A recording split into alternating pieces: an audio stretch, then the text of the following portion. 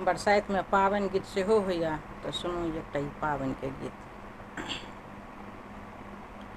केहना दुलाहा के माई हे, पावन नाही बुझलानी।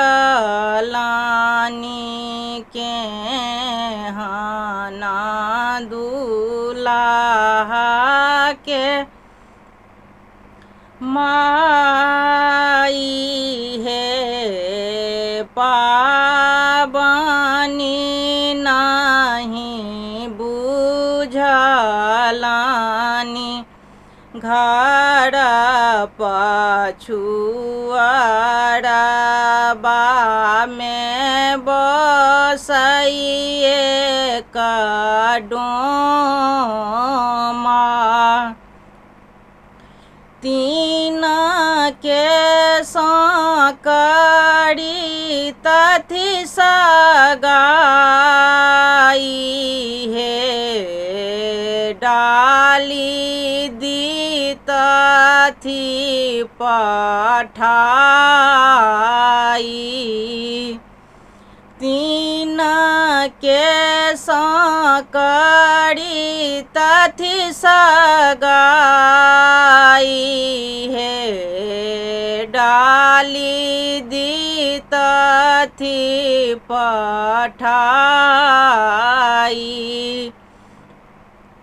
केहना दुलाहा के माई हे, पावनी नाही बुझलानी।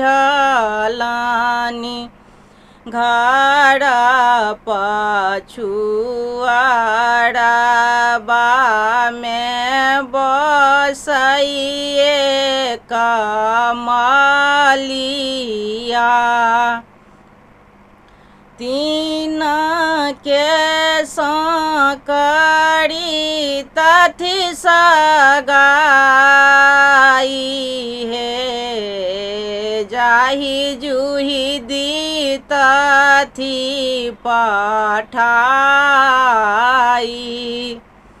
केहना दुलाहा के माई